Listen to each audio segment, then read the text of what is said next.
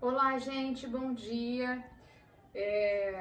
Começando a dar aula de enfermagem cirúrgica, aula 3. Eu me lembro que na aula 2 eu tinha falado para vocês que eu tinha terminado a unidade 1, 2 e 3 do livro. E aí, eu estava em dúvida o que eu iria fazer na aula 3, se ia dar continuidade ao livro ou fechar alguns pontos. Resolvi fechar alguns pontos, e aí a gente começa a aula 4 com a unidade 6 do livro, que fala da unidade de recuperação pós-anestésica. Fechado? Então, a nossa aula 3 do livro, gente, a gente vai fechar alguns pontos da unidade 1, 2 e 3 do livro, tá? Nossa aula 3 vai falar sobre a unidade 1, 2 e 3, alguns pontos. E fechando tudo, essa é a matéria do primeiro trimestre. E na aula 4 a gente começa com os conteúdos do segundo trimestre, que é com o capítulo 6 do livro, que é a unidade de recuperação pós-anestésica, ou sala de recuperação pós-anestésica. E aqui eu coloquei para vocês a posição de uma equipe cirúrgica dentro de uma sala de operação, tá? Então, ó, o usuário, o anestesista fica aqui na parte superior do usuário, e aqui fica todos os equipamentos que o anestesista precisa, e eu vou mostrar nos slides lá na frente. O circulante, ele fica nessa posição e com a missão de ajudar a equipe, mas circulando dentro da sala de operação. Por exemplo, pega mais compressa, precisa de mais compressa. E é o circulante que vai com toda a técnica possível, toda a especialidade possível para poder estar auxiliando nessa cirurgia. Cirurgião principal, sempre do lado direito, cirurgião auxiliar, lado esquerdo, ok? Instrumentador fica na parte mais distal, mais podal, próximo aos pés, tá? Bem aqui. E aí, vamos lá. Aqui fala um pouquinho de cada um, tá? Um resuminho. E aqui é a equipe cirúrgica e suas funções, que eu já vim citando para vocês no primeiro slide. Falando do circulante, tá? Aqui, atendimento direto das solicitações da equipe médica. Se a equipe médica precisar de alguma coisa, e aí solicita o circulante. O instrumentador cirúrgico, ele vai ficar mais focado nos instrumentos, no material que precisa ser utilizado, em preparar aquela cirurgia, os materiais para aquela cirurgia específica, tá? Então, conferir os materiais, por exemplo, se o instrumentador, ele tem que saber quantas compressas cirúrgicas estão sendo utilizadas naquela cirurgia. Por exemplo, ele separou 5 compressas e o circulante pegou mais 2. Aí ele tem que saber que está sendo usado 7 compressas naquela cirurgia. E no final da cirurgia ele contar compressa por compressa e antes de fechar o usuário, saber que tem 7 compressas ali do lado de fora. Para não ter o erro, talvez, de esquecer uma compressa dentro do usuário. Lógico que eu estou falando de um erro bizarro, tá? Mas são exemplos.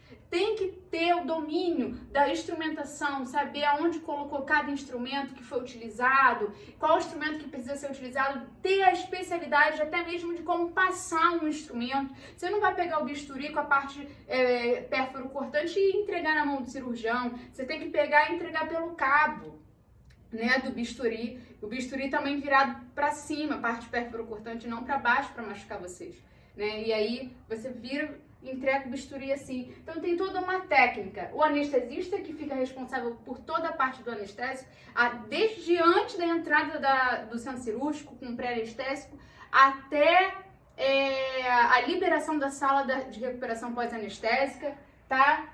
Verificar se tá tudo bem, se o usuário tá inconsciente na hora da cirurgia, já voltou essa consciência, se tá imóvel, se já voltou a sua mobilidade. Médico cirurgião responsável pelo ato cirúrgico em si e o auxiliar para auxiliar, tá? Isso resumidamente em resumo do resumo, ok? Aqui são uma sala cirúrgica, uma sala de operação, os equipamentos que tem. E aí eu dividi os equipamentos fixos, tá aqui os nomes, tá? Ó, o foco central, negatoscópio, que é onde se coloca os exames de imagem, saída de gás, oxigênio, ar a vácuo, tá? Ar comprimido. Aqui são os equipamentos fixos de uma sala de operação, de uma sala cirúrgica, o aparelho do anestesista, tá? Ou aspiradores. Não sei se você já viu em Grey's Anatomy, muita coisa ali é mentira, né? A gente não pode pegar como um exemplo, não. Mas vocês já viram, você aspira aqui, tá com hemorragia, sangramento, precisa que aspire para eu conseguir enxergar melhor. Então, esses aspiradores é para aspirar secreções, aspirar o sangue se caso houver alguma hemorragia. E aqui, ó, monitor, tá? Que vai ver os parâmetros do usuário, vai ver a saturação, né, o nível de oxigênio, vai ver a PA, vai ver o pulso, tá? Aqui o cardioversor, o desfibrilador, todos já conhecem, mesa de operação, bisturi elétrico, tá?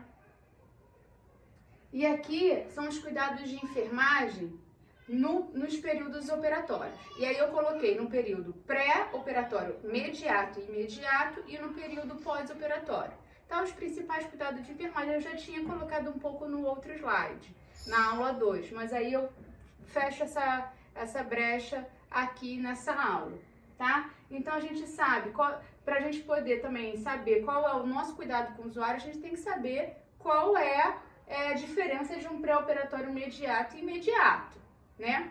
Então, o pré-operatório imediato é quando inicia-se e toma-se a decisão de realizar a cirurgia. Ali começa o pré-operatório imediato.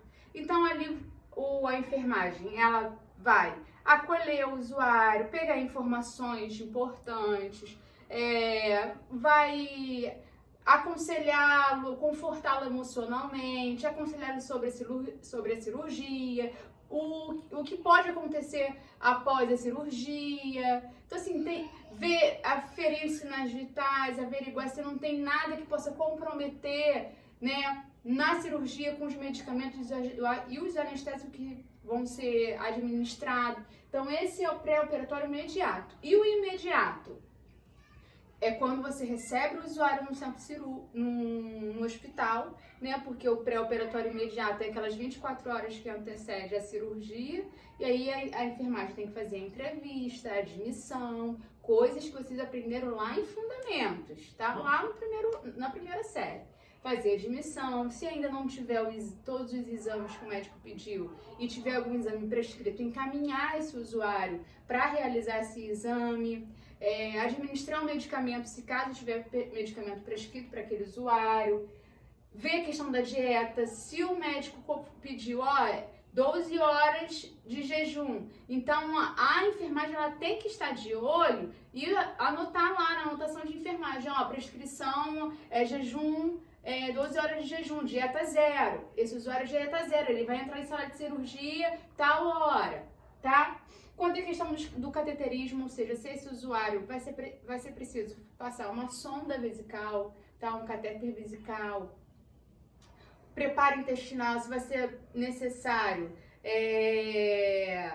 fazer alguma lavagem intestinal, se é necessário um antibiótico profilático. O que é isso? É um antibiótico antes de entrar para o centro cirúrgico.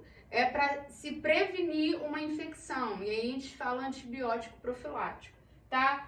Tratar a pele, se necessário for precisar de uma tricotomia, se o anestesista já prescreveu algum pré-anestésico, algo do tipo, ir lá administrar, retirar todos os adornos, tá?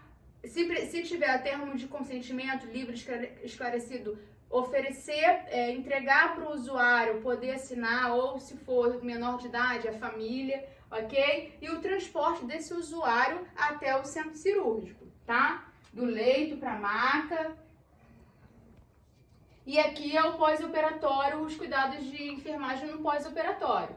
Que se lembra que o pós-operatório começa lá na sala de recuperação pós-anestésica, depois o pós-operatório imediato, ok? E aí, como a gente vai falar no capítulo 6 do livro, na próxima aula, a aula 4, né, sobre a unidade de recuperação pós-anestésica, eu não citei aqui sobre essa questão especificamente, mas eu botei em geral os cuidados de enfermagem no pós-operatório, ou seja, verificar sinais vitais, o posicionamento de acordo com meu marido tá falando que já deu 10 minutos, acho que em 2 minutos eu termino, tá? Então não vou finalizar agora não.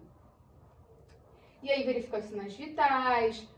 Melhor, finaliza aí, Gilmar, que eu vou ter que citar algumas coisas importantes.